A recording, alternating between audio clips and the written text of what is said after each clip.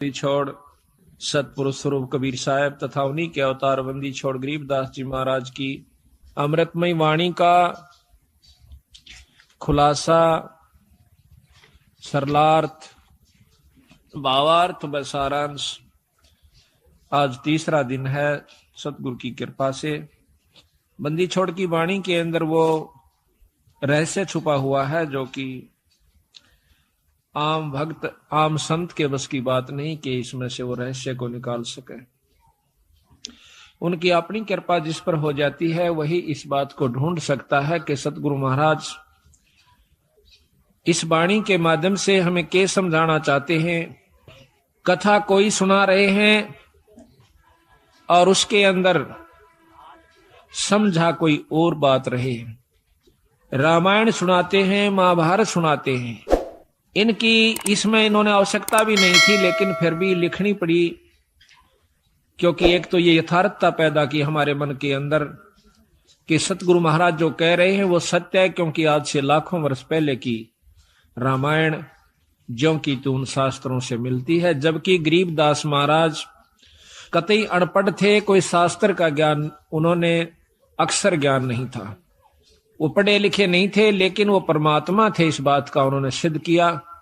आज से लाखों वर्ष पहले की जो भी घटनाएं घटी और जो शास्त्र प्रमाण देते हैं हिंदू और मुसलमान धर्मों के, वो ज्यों के त्यों बंदी छोड़ ने लिखवाए, ये प्रमाण करने के लिए कि मैं जो कह रहा हूं वो सत्य है। यही कबीर साहब ने लाखों वर्ष पहले की और साथ में योगियों की वो उपलब्धियां जो कि युग बीत जाते हैं उनको जब प्राप्त होती है, वो ज्यों की तो बंदी छोड़ने सारा कुछ इसके अंदर वर्णन करके दिया।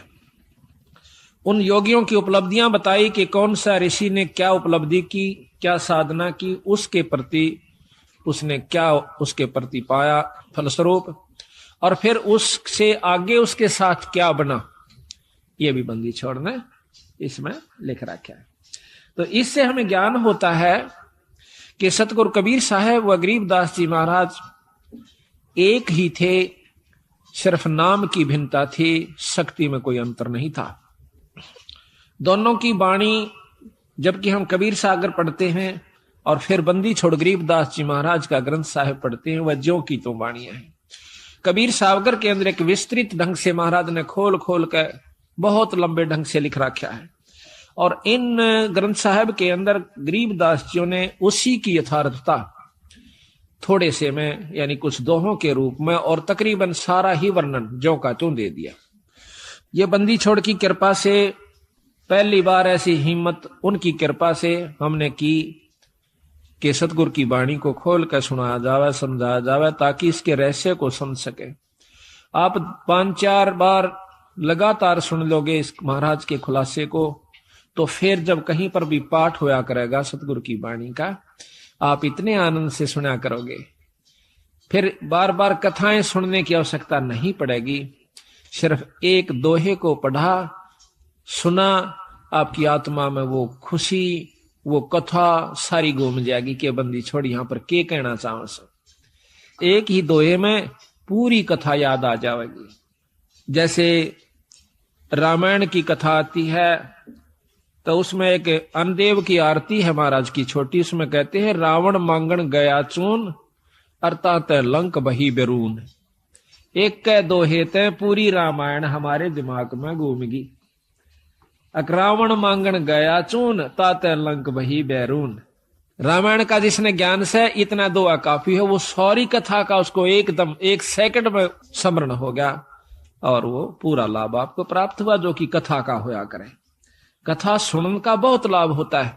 बंदी छोड़ने रस बना के उसको कूट को, कितना बड़ी बूटी होती है, उस बूटी को वो इतना विस्तृत है बूटी का, और फिर उस विस्तार है, उसको काटा, उसको काट कर उसका रख काटा, कूट कर छेद कर उसके फलों को, और फिर वो कितना बना दिया, एक बोतल में 1 घूंट पियो, पूरी जड़ी का लाभ मिल जाएगा। इसी प्रकार कथा श्रवण का बहुत लाभ होता है। जब हम अन्नदेव की आरती खाना खाने के बाद करते हैं, हम चाहे किसी के भी घर पर खाना खाते हैं, उस खाने वाले को पूरा लाभ दे आते हैं जब हम अन्नदेव की आरती कर देते हैं।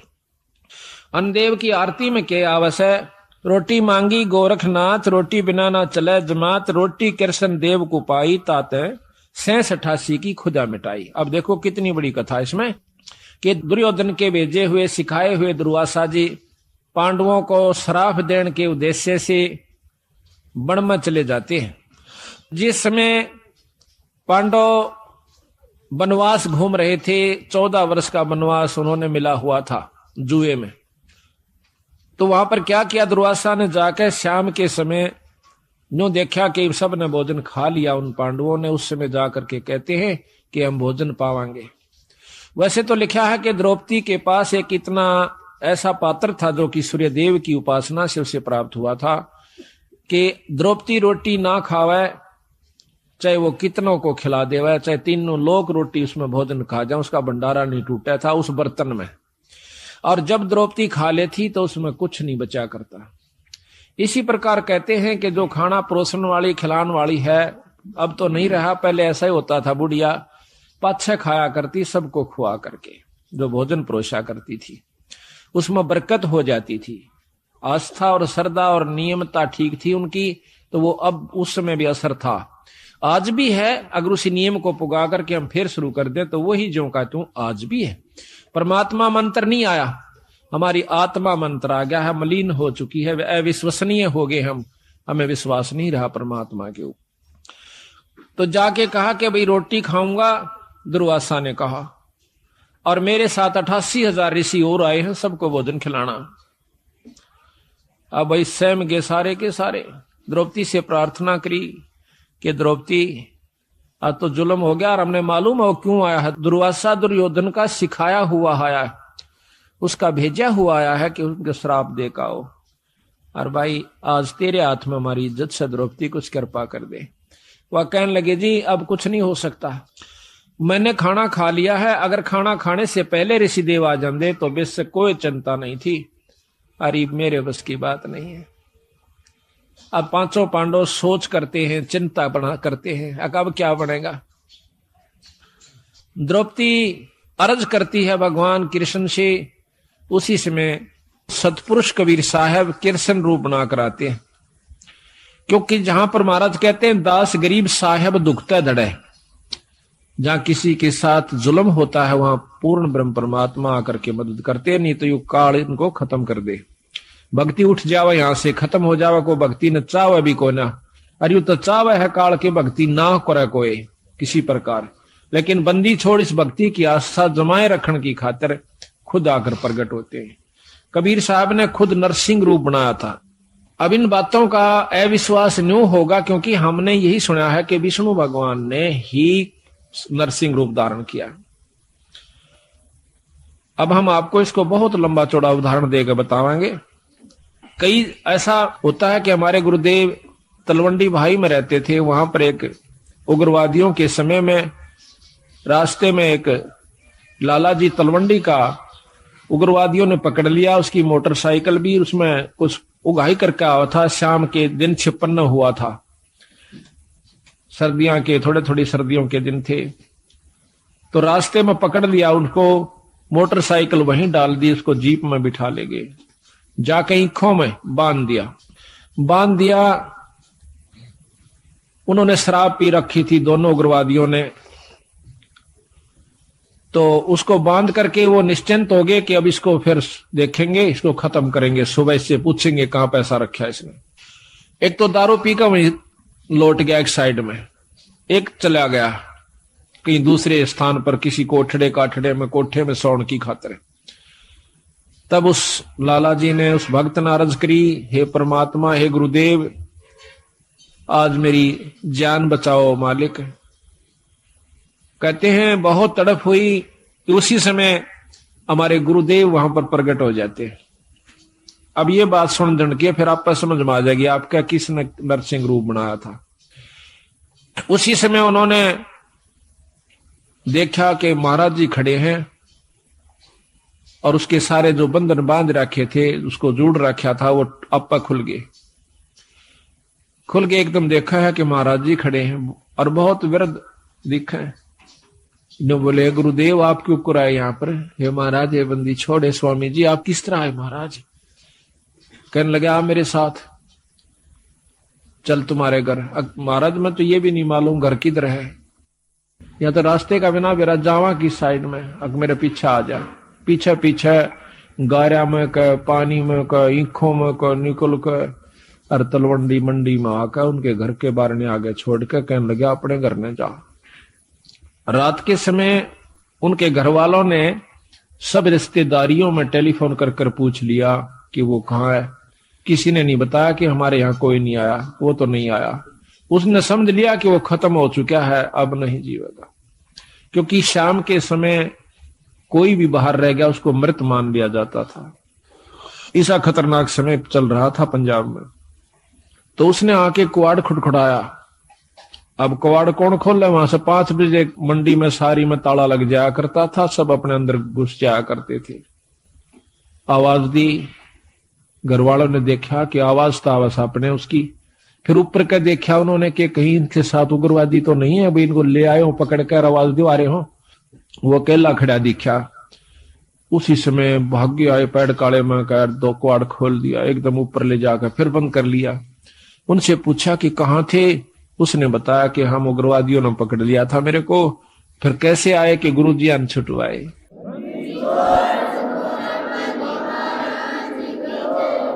कहते गुरुजी अन छुटवाया। गुरुजी गए थे वहां पर, मैंने खोल के लाइन आज में मार दिया जाता है।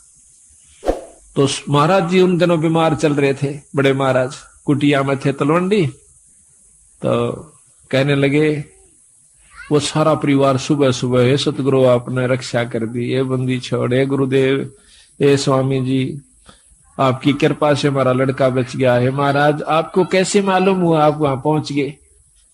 अब वो ने कह रहा के कह रहे हो तुम, मुझे ध्यान अच्छी तरह बताओ, कहना क्या चाह रहे हो, कौन मर गया कौन बच गया। उन्होंने फिर सारी बताई कि महाराज आपको ज्ञान नहीं, आप वहां गए इस बच्चे को लाए निकाल के।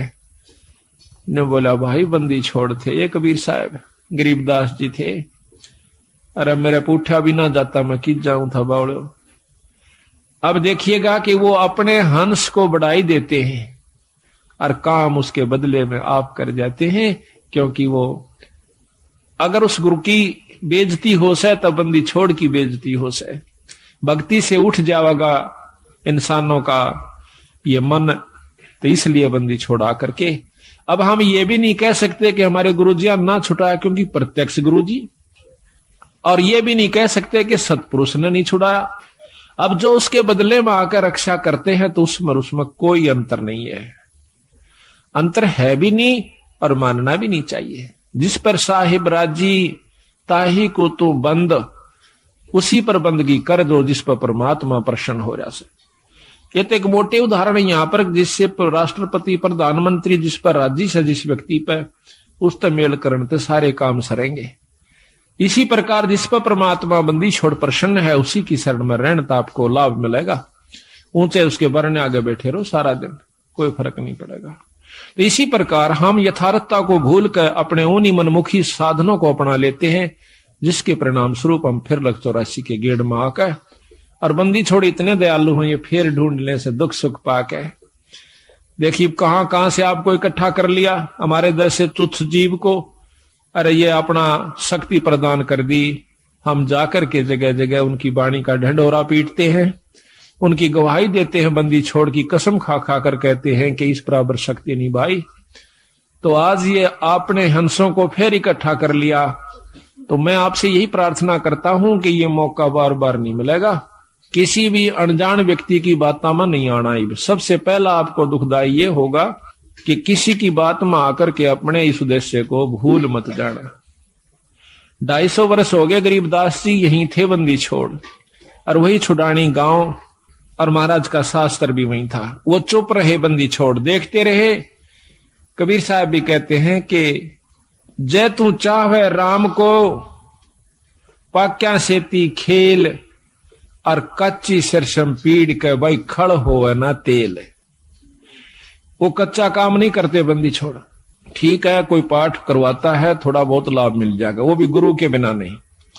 अगर ऐसा होता, हमने देखा कि किसी का वो भगतजन, हम भी उनके साथ आया करते थे, वो किसी का पाठ एक बार कराया करते थे, 10 साल तक पाठ उनका नहीं होया करता था। 10-5 साल में किता को ब्याह शादी होंगी तो बेशक तो उनके मन में आ जाता कि भाई जो है ना पाठ भी करवावांगे। कई बार वो भी चूक जाया करती थी। तो आज बंदी छोड़ की कृपा है कि हमारी ये पुण्यात्मा साल में 3-3 4-4 पाठ करवा लेते हैं। एक तो सहमत हो जासे आप करवा दे बंदी छोड़, ईसा सुख दे है आत्मा नो कुरड़ा उठे से एक बंदी छोड़ के नाम पे जरूर करना चाहिए पाठ। ये पीछे यहाँ पर डिप्टी कमिश्नर थे जो कि कल आए हुए थे, अब डायरेक्टर हैं ये हरियाणा के लोकल बॉडीज के। ये यहाँ पर श्री गुलाब सिंह जी स्रोत IAS, तो इन्होंने मेरे ख्याल में ये नवंबर में शुरू किए थे। हमने पहला पाठ नवंबर 96 में किया और अप्रैल मई में ये चले गए थे ट्रांसफर होकर के डायरेक्टर बनकर। अब देख लो 7 महीना में 5 पाठ करवाए थे इन्होंने और फिर एक कुटिया में करवाया। अब पिछली की हुई कमाई तो इनके सामने है कि आज एक राजा है और अगली फिर दोनों हाथा शुरू कर दी बंदी छोड़ की वाणी का। तो इससे सिद्ध होता है कि बंदी छोड़ प्रसन्न है कि जो हम कार्य कर रहे हैं, और इसका परिणाम यही हुआ कि आपको यहां पर अवसर भी देते हैं, हिम्मत भी दें से और समय भी देते हैं और धन भी दें से आपकी आप आस्था बन जाएगी। तो ये कच्चा काम नहीं करते बंदी छोड़। तो इन्होंने 250 वर्ष इंतजार करनी पड़ी कि कोई इस बात को समझ के और नीयत से, इसमें छल कपट नहीं चलता, इसमें पॉलिटिक्स राजनीति को बंदी छोड़ पसंद कतई नहीं करता। यह हमने आजमा के देख राखी। अगर मैं भी कसूर करूंगा तो मेरा वो दोनों बात से अपनी छतरी अपनी छाया हटा लेगा ऊपर तय, और भाई ने वाह बात से घर तो बाहर लकड़ते पाला पड़े सही कर्म का जाडा लगेगा सर्दी लगेगी। इसी प्रकार सतगुरु अपनी छत्र छाया में अपने बच्चे ने छाती का ला कर रखे। जिस प्रकार छोटे से बच्चे ने माता पिता और दादा गुदड़े में लको कर रखा करे अकेले इसका सर्दी ना लग जा, तो न्यू हमारे को बंदी छोड़ जब उसकी शरण में आ जाते हैं इस प्रकार रखे से। पर हमारी कुमत जो से थोड़ी को ना चौथे युग में आ गया, इकट्ठी होती होती आ रही से। महाराज के युगन युगन की वासना हुई इकट्ठी आन, निर्मल क्यों कर होगा कोई संत लग्या नहीं कान। तो बात यही हमारा कहने का तात्पर्य है कि जो 40 साल से वहां पर पापड़ बेल रहे थे उनकी करनी मंत्र था, उनकी कथनी कुछ और करनी कुछ रही। यहां पर कथनी थोड़ी हो करनी अधिक हो, जो परमात्मा बंदी छोड़ प्रसन्न होते हैं। इन सारा बेरा हम सोच क्या रहे हैं और करांगे क्या, हम इस तक के छुपा सकते हैं। जीता दास गीसा पंथ के अंदर गीसा संत का एक परम शिष्य हुआ है। वो कहते हैं अपने गुरु को परमात्मा स्वरूप समझ कर चले। तो वो कहते हैं कि मेरे पर्दे के महरमी पिया जी, अपने गुरु को कहते हैं, और आपसे कहां लको लो जिया जी, पर्दे तक के आप मेरे जानने वाले हो, इब आप तो मैं के छुपा सकता हूं मालिक। तो इस प्रकार हमारा भाव बना रहे कि हम ईश्वर से कुछ नहीं छुपा सकते, वो सारी जानते हैं। तो यही कारण रहा कि सारे हरियाणा में मुश्किल से साल भर में मेरे ख्याल में 5-4 पाठ किसे किसे का हुआ करते थे। वो भी एक पिछली कोई रिवाज रिपस्सी बनी हुई हो तो वो हो जाता था। आज बंदी छोड़ की कृपा से एक महीने में 25 और 26, 27 पाठ होते हैं। वो भी हम 1-2 अपनी किसी कारण की जो है ना रेस्ट की खातिर टाल कर देते हैं, ना तो 30 के 30 पाठ हम कर सकते हैं। और इसी परिणाम स्वरूप आज मार्च तक हमारे पाठ आगे जा लिए, जबकि पहले तो हम करा करते 3 दिन में, 3 दिन के हिसाब से चला करता मैं। अब पाठ तो 3 दिन का ही होता है, लेकिन मैं सिर्फ एक रात्रि में जा सकता हूं। शाम को जान पाऊं सो मध्य के दिन शाम के समय, तो पाठ उसी दिन शुरू हो जाए। जैसे आज पाठ एक शुरू हुआ था, कल दूसरा हो जाएगा, परसों तीसरा हो जाएगा। पाठ रोज एक प्रकाश हो जाता है। इसके हिसाब से लाइयो के एक साल में 300 पाठ, 400 350 पाठ हो जाते हैं। तो आप देखियो बंदी छोड़ना दोनों हाथों बरसन लाग रहे हैं। आज हरियाणा, पंजाब और दिल्ली, इसमें सतगुरु की विशेष रजा होने लाग रही है।